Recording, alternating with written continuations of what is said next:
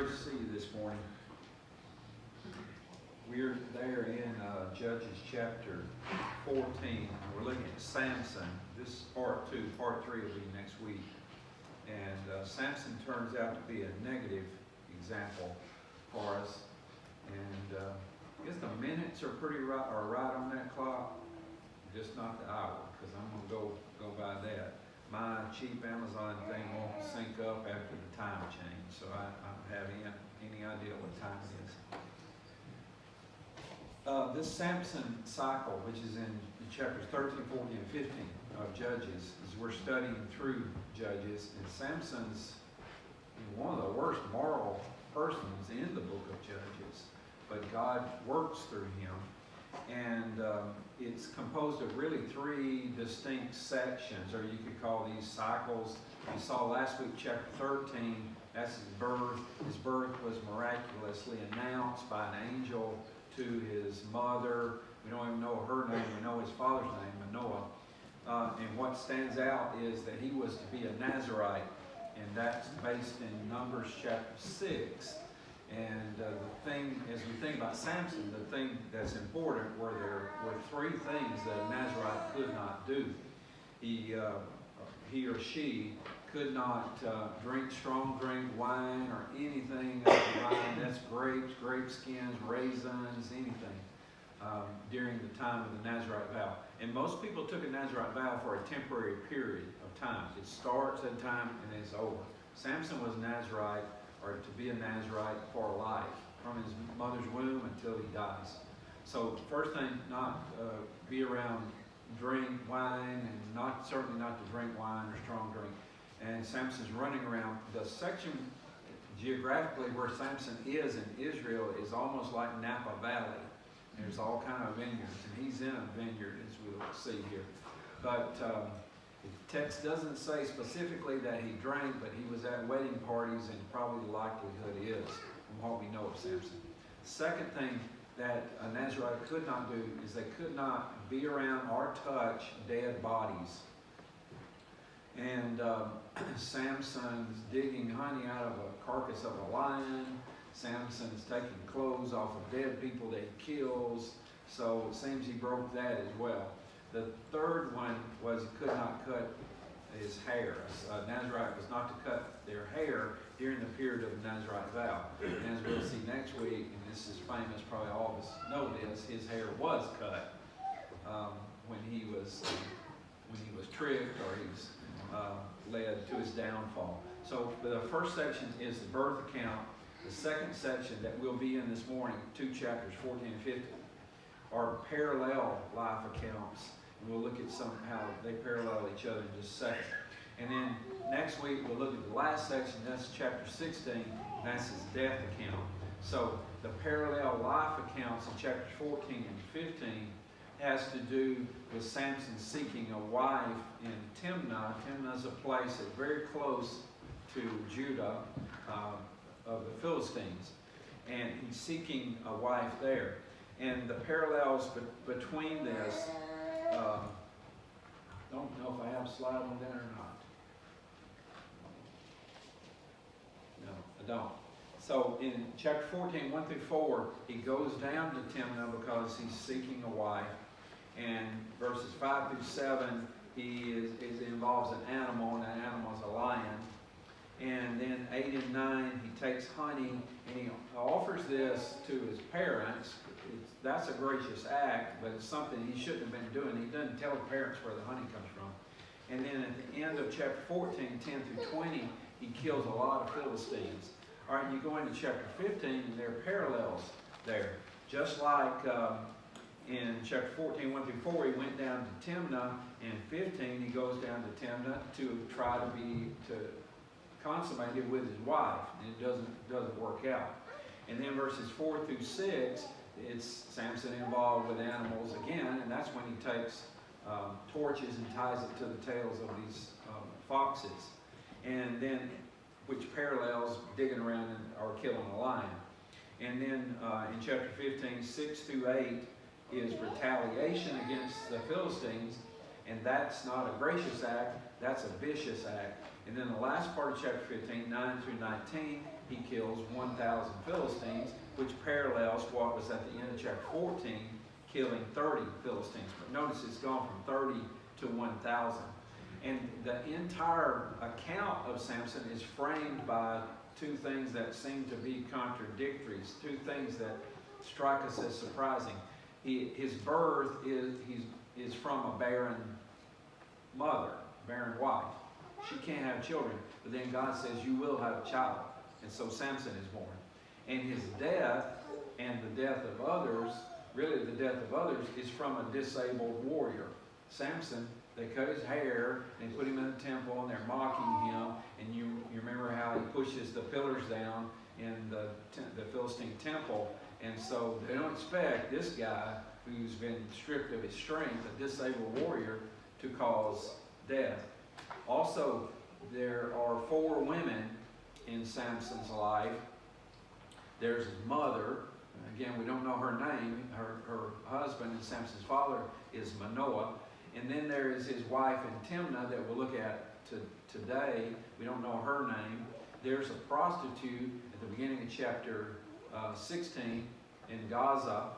And then there is the antagonist in the account, and we know her name. This is why it's famous, Samson and Delilah.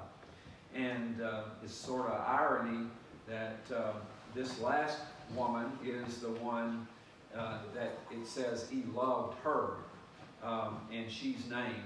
So this whole cycle, these 3 chapters, it's like Gideon. You know, God appears through an angel to Gideon and commissions him directly, commissions Samson, but indirectly through his mother.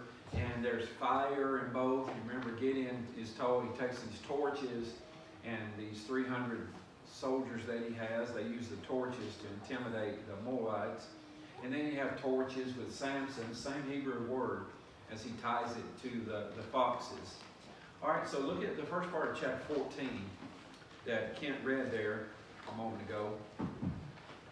And I'm not going to read those verses again. We'll point that out. But he's traveling down to Timnah, and again, that's a town that's on the borderline. And we know that he saw. It says he went down to Timnah and he saw. It doesn't say he really traveled there for a while, as in the slide that I have here, but that's what it ends up. But he travels to Timnah and he saw a woman in Timnah of the daughters of the Philistines.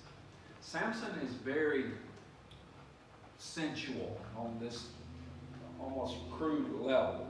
He sees, he wants, he tells his parents, get her for me.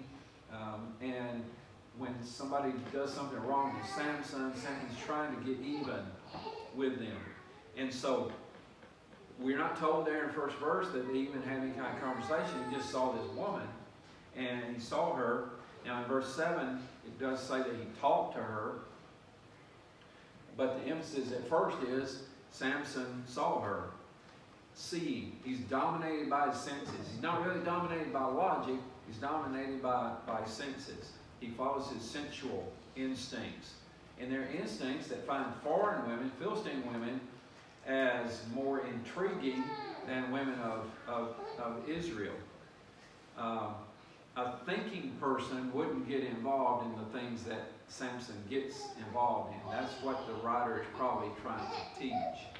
But he returns home, verse 2, he came back and he told his father and mother, I saw a woman in Timnah, one of the daughters of the Philistines.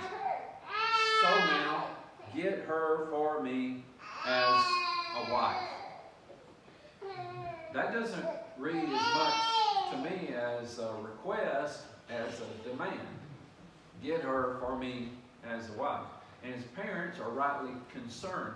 They would have had concerns if he's just a normal Israelite, because Israelites were not to intermarry with the Philistines and even the other nations around. But Samson is a Nazarite, and he's a Nazarite from birth, and how can he fulfill his vow to be a Nazarite if he's married to a Philistine woman? And so the parents answer, surely you can find someone, a woman, among your tribe or the other Israelite tribes among our people? Why do you seek a wife among the uncircumcised Philistines? And there's Bible background to this. Exodus chapter 34 and Deuteronomy chapter 7 talks against this. Othniel or Othniel in Hebrew, as we saw earlier in chapter 3 of Judges, he's the ideal judge. He marries the ideal Israelite woman. Samson, it doesn't seem to be the ideal judge, and he's trying to marry a Philistine woman. The theme throughout is he disregards God's teaching all the way through. He doesn't want to listen to God. So he orders his father to get her, it says, and this is in verse 3. And look at the last part of verse 3. When his parents object, Samson said to his father, "Get her for me." And this translation, this is the New American Standard, says, "Because she is right for me." The literal Hebrew of that is, "She is right in my eyes." She is right in my eyes. And that's a phrase is found 2 other times in the book of Judges. The reference there on the screen, chapter 17, in the very last book, or the very last verse in the book, in chapter 21, 25. And it says that there was no king in Israel, everybody did what was right in their own eyes. And so Samson tells his father, "Get her because she is right in my eyes." That's a significant statement. That's saying Samson operates by what is right to him. It doesn't matter what's right to God, it's what is right to him. Now the rabbis kind of try to argue against this here, and they say, well, before he was married, she'd become a proselyte. But later on, they don't argue against when he's messing around with a lion and he doesn't tell his parents. But Samson doesn't care about the Nazirite vow. That's what it appears. And he just tells his father, "Get her because she is right in my eyes." And the writer of Judges says, the whole nation is acting by doing what is right in their eyes. And I wrote a little article in the bulletin, if you pick one up, on that, right in my eyes. And there's always spiritual disaster when we act on what is right in our eyes. We have to act on what is right in God's eyes, and what the Bible says. But God is going to work in all this, and we have this strange verse in verse 4. Look at this again. It says, however, it's 14:4. His father and mother did not know that this was of the Lord, for he was seeking an occasion against the Philistines, and at that time the Philistines were ruling over Israel. That doesn't mean that God approves of Samson's poor choices that he makes. But what that means is God is working. God told Samson's mother that he will begin to deliver the Israelites from the Philistines. That's his work. That's what he's going to do. That's what he does. But he does it by seeking to fulfill his sensual desires, and God is working in that. That doesn't mean God approved of Samson's poor choices. It means God can work in those poor choices. I know this is a little bit difficult for us, but God's not directing Samson to seek a Philistine wife. Samson chose that. But God is working in that. That's the same. It's sort of like, I think, you remember when Joseph's brothers sold him into slavery, and at the end of that whole, this is chapters 37 through 50 of Genesis, and at the end of that, Joseph tells the brothers, "You meant it for evil." And they did, because they were jealous of him. They sold him in slavery. They meant it for evil. But then Joseph says in Genesis 50, verse 20, God meant it for good. So you meant it for evil, and it was evil and sinful what they did, but God could use that and turn it into good. And it's the same thing, that all things work together for good to those who love God. So Samson's acting on what's right in his eyes, but God can work through him and will work through him. All right, look at, we'll talk about that. Look at verse 5 through 7. He and his parents are going now to Timnah. So, verse 5, then Samson went down to Timnah with his father and mother, and came as far as the vineyards of Timnah, and behold, a young lion came roaring toward him. And the Spirit of the Lord rushed upon him, so that he tore it apart, as one tears apart a young goat, though he had nothing in his hand. But he did not tell his father or mother what he had done.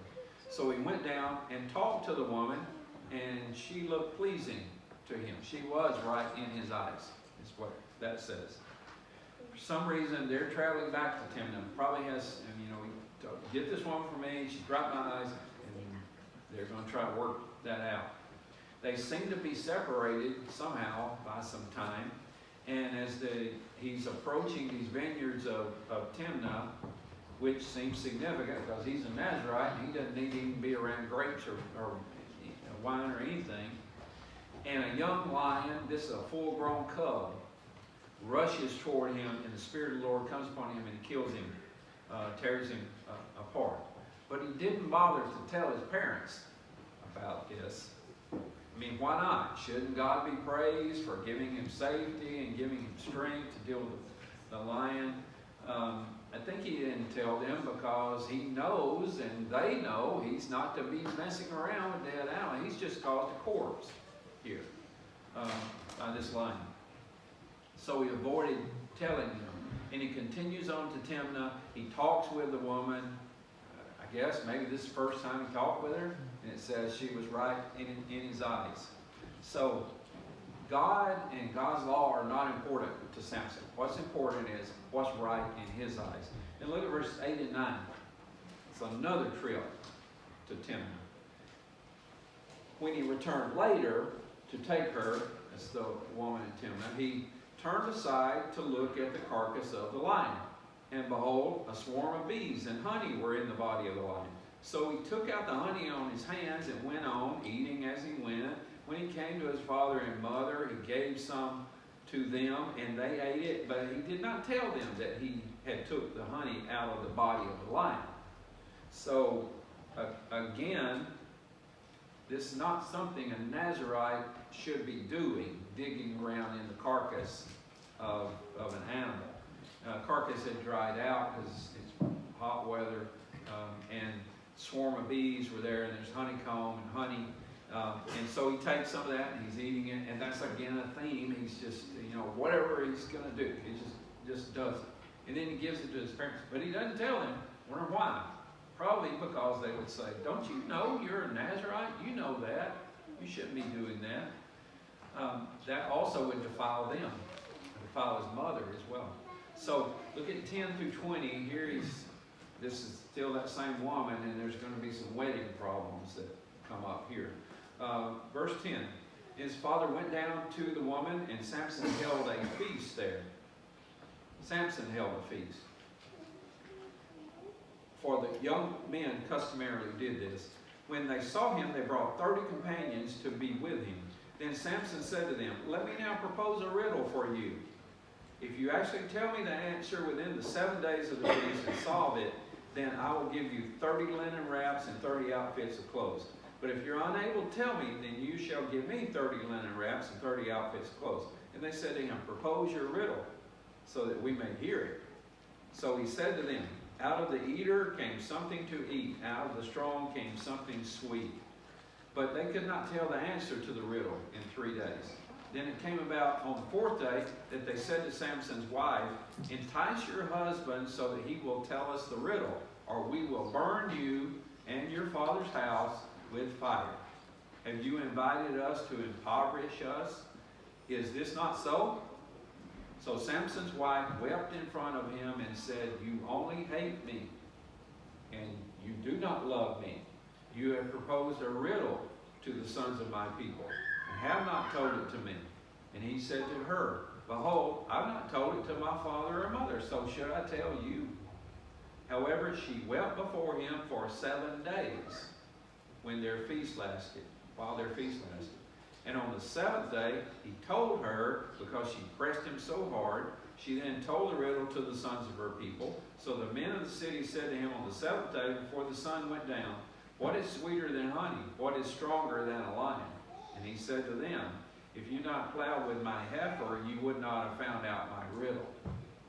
Then the Spirit of the Lord rushed upon him, and he went down to Ashkelon and killed 30 men of them, and took what they were wearing, and gave the outfits of clothes to those who told the riddle.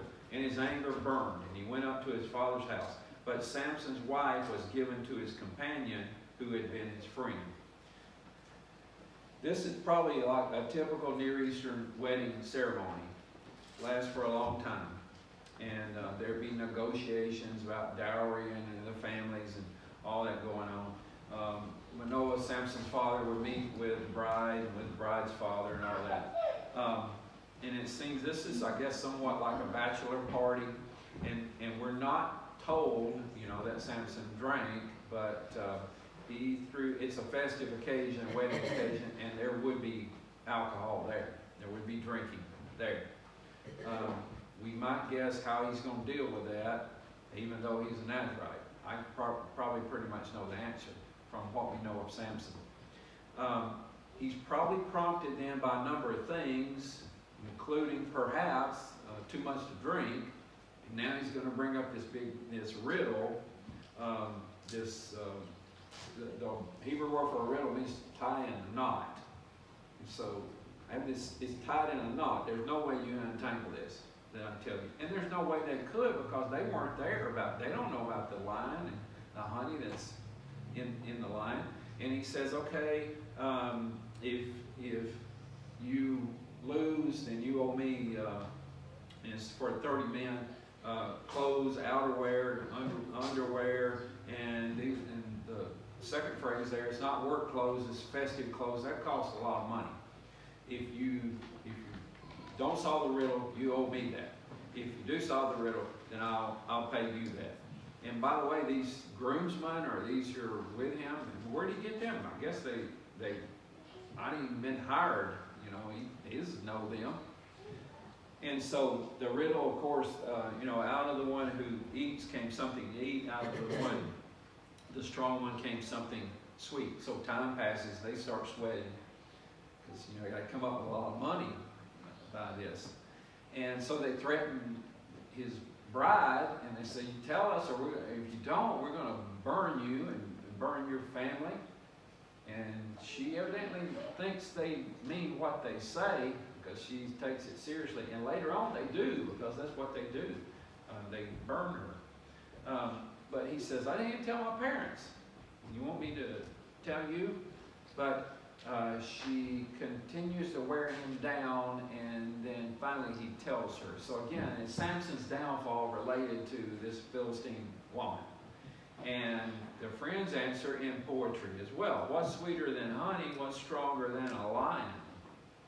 And Samson knows immediately that they got the answer from his wife. And then, it's not too complimentary to her the way he describes her. Verse 18, well, it's not complimentary at all. He says, if you not plowed with my heifer, you would not have found out my riddle. And he stomps off, determined to pay, and he goes to Ashkelon. Ashkelon is about 2 days' journey from here. Maybe it's far enough away so they couldn't make a connection, but he's going to kill some more Philistines and get the clothes to pay. Now, it's Samson's own fault that he lost the bet. He would have won if he kept his mouth shut, but he didn't do that. Despite his great physical strength, he's almost helpless when confronted with love of women. He can't resist giving an answer. That's what we'll see in chapter 16 as well. Now, an act of killing 30 men, that's impressive, but that's motivated by Samson's anger. That's not motivated by God's judgment. He is to deliver Israel from the Philistines. God didn't tell him to go down there and kill the 30 Philistines to take the clothes from him. So we see Samson. He's motivated by his sensuality, his desire, what he wants, but also the vengeance of I'm going to get even. It's vengeance. And it goes back and forth, and it escalates with the Philistines as well. So he goes to his father's home after this, doesn't go to his wife's room, and the woman's father concludes, well, this whole thing's over. And he gives her to his best man. So probably that'll be the last time I see Samson. All right, look in chapter 15 now. It's not the last time he sees Samson. So some time passes, and verse 1, after a while, in the time of wheat harvest, Samson visited his wife with a young goat and said, I will go into my wife in her room, but her father did not let him enter. Her father said, I really thought that you hated her intensely, so I gave her to your companion. Is her younger sister not more beautiful than she? And by the way, this Samson's wife, or the wife to be, Samson called her a heifer. Now here's her father saying, isn't her younger sister more attractive? It doesn't seem like, she's getting much respect in the text. So verse 2, please let her be yours instead. Samson then said to them, this time I will have been blameless regarding the Philistines when I do them harm. And Samson went and caught 300 jackals or foxes, and took torches, turned the jackals tail to tail, put one torch in the middle between two tails. When he had set fire to the torches, he released the jackals into the standing grain of the Philistines, and set fire to both the bundled heaps and the standing grain, along with the vineyards and the olive groves. So, again, when the father says, take the younger, is she more attractive? To somebody who operates on, she's right in my eyes, that seems like an attractive offer to him to find a wife. But Samson's angry. He's going to get revenge, to make them pay. He swears vengeance in verse 3. I have a right to get even. Now it's difficult to see what the crops of many Philistine farmers and the wheat harvest has to do with this argument that Samson has. Why doesn't he take out the wrath on the father, or those close? He doesn't do that. He destroys all these crops that are out there, and this would be a big economic loss.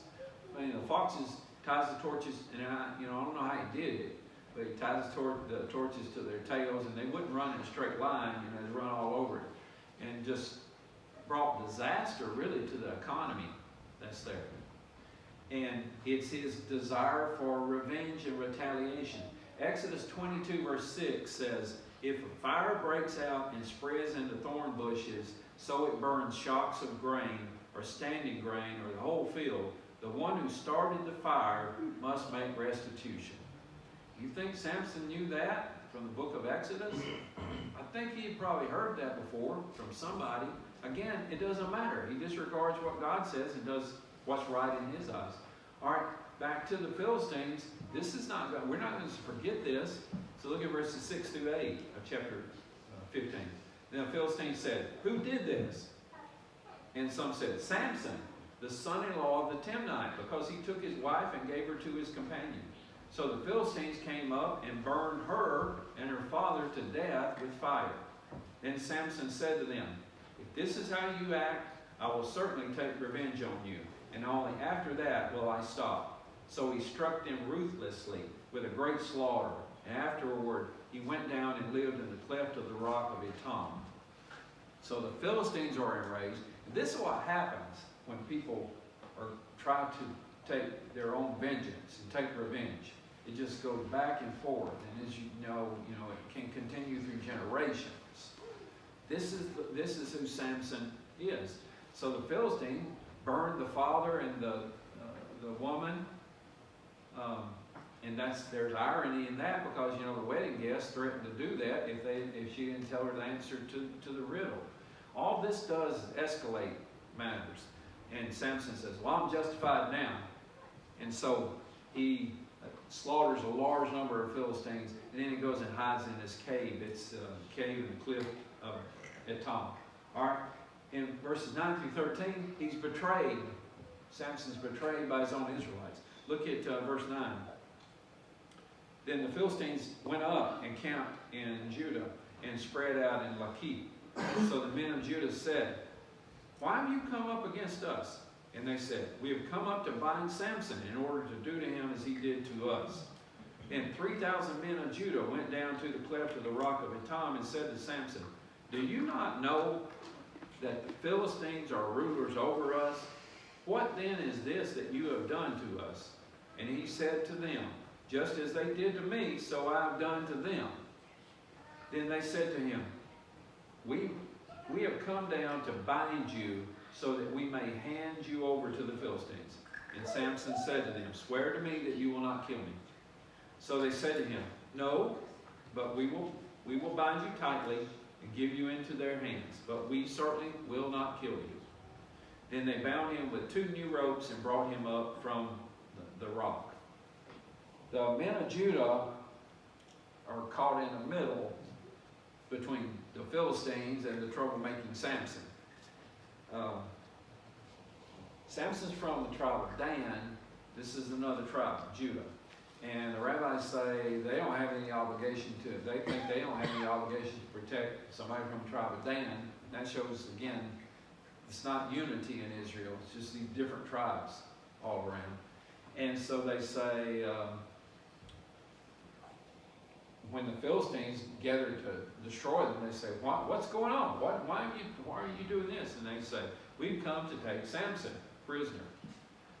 And so they turn to Samson and they say, don't you realize the Philistines control everything and you're just stirring things up and fighting against them? And then Samson's reply, I just did to them what they did to me. That's the only thing that matters to Samson. And so, now the men of Judah must have feared Samson because Samson's one person. How many did they go up with? 3,000 to surround him. And he says, well, you swear that you're not going to kill me. And they say, okay, we won't kill you. And we're just going to turn you over. And they come to that agreement. I would have liked to have been there listening to their discussion about that. But Samson's bound. Now he's going to be handed over to the Philistines. Look at 14 through 20. When he came to Lachish, the Philistines shouted as they met him. And the Spirit of the Lord rushed upon him so that the ropes that were on his arms were like flax that has burned with fire. And his restraints dropped from his hands. Then he found a fresh jawbone of a donkey. So he reached out with his hand, took it, and killed 1,000 men with it. And Samson said, with the jawbone of a donkey, heaps upon heaps, with the jawbone of a donkey, I've killed 1,000 men. When he had finished speaking, he threw the jawbone from his hand, and he named that place Ramat Lachish. Then he became very thirsty, and he called to the Lord and said, you've handed this great victory over to your servant, and now am I to die of thirst and fall into the hands of the uncircumcised? But God split the hollow place that is in Lachish, so that water came out of it. When he drank, his strength returned, and he revived. Therefore he named it Ain HaKoreh, which is in Lachish to this day. So he judged Israel for 20 years in the days of the Philistines. So when the Philistines see Samson being led, bound, they shout out because they know, now we have him. And he's bound. They cried out. But at that moment, the Spirit of the Lord came upon him, and the ropes just melt. It says it melted away. And so once again, he's free. And he looks, and he picks up the jawbone of the donkey. That's going to be a dead donkey, so again, he's messing around with something that's dead. And it seems that people of Judah, I mean, it's 3,000 of them. It seems they're just kind of standing around, seeing what Samson's going to do. But, and he kills a lot of Philistines. And he seems to be clever with words. He comes up with riddles and all these things. I mean, he says here, with the jawbone of a donkey, heaps upon heaps, with the jawbone of a donkey, I've killed 1,000 men. And there's a play in the Hebrew that rhymes that we don't have in the English. But one commentator says, although the song is extremely effective poetically, it's quite perverse in substance. In contrast to the song that Deborah composes in chapter 5, not a word is said about God. Samson claims all the credit for himself, which causes, now I think this is a good statement, he says, the reader to wonder if Samson is even aware of God's involvement in his life. This is not an example of humility. It's not an example of expression of worship. He picks up a job on a donkey, kills 1,000 Philistines, and says, I did it. I killed 1,000 Philistines. It's tribute to himself. Now, he's weary. He's thirsty after doing this, and this is the first recorded prayer of Samson. And again, it's not a model prayer. You've given your servant victory. At least he acknowledges that God has done that. But then he says, you're going to let me die of thirst? Well, you do something about that. Can't you do something about that? This is not a request of a humble person who is making a request of a sovereign God. Yet God grants the request, and he did so by creating this source of water. And it's called, in the name there, Ain HaKoreh, that we saw, cleft of the rock thing. And then the writer says that Samson led or judged for 20 years. The picture from this section, and we're going to explore this a little bit more next week, because Samson is in Hebrews chapter 11, which is the chapter of faith. But in these 3 chapters, he doesn't appear to be too much of a man of faith. So we'll explore that next week. But this is not really a positive picture. The moral right, what's morally right in Samson's life is determined by what Samson thinks. Not by God, not by his law. You read through the book of Proverbs, Samson's like the fool more than he's like the wise person. There are a lot of places there that we could go. He takes the wrong path. His life is marked by what he wants now. He doesn't want to listen to God. He's not interested in what God says. And so, again, he's a picture of the times. He's like a little picture of the nation of Israel. Everybody did what was right in their own eyes. They didn't listen to God. That's the way Samson is. God is the only source. God is the only source of truth and the only source of satisfaction. Samson's trying to find that with all these Philistine women and taking revenge. But God is the only source, and the only source of satisfaction. We have a Psalm 31 that Terry announced that we're going to sing as an invitation song. If you're not a child of God this morning, God sent his Son who died for our sins. We didn't deserve that. We can't deserve that. We can't earn that. That's God's grace. And he calls us to put him first, not what's right in our own eyes, but to put him first and to turn away from sin and repentance, confess the name of Jesus, and be baptized, be immersed. That's a death. We died to sin. So if we die to sin, we can no longer say, well, I'm going to do what's right in my eyes. We must do what's right in God's eyes. So if you're not a Christian, we call you to turn from sin, to confess the name of Jesus, and be baptized, be immersed. You're raised up to be a new person. If you've done that, you're not living the way you should be living. Maybe you're living by what's right in your eyes, and we call you back to faithfulness. It's our prayer, and we're here to help in any way while we stand, while we sing.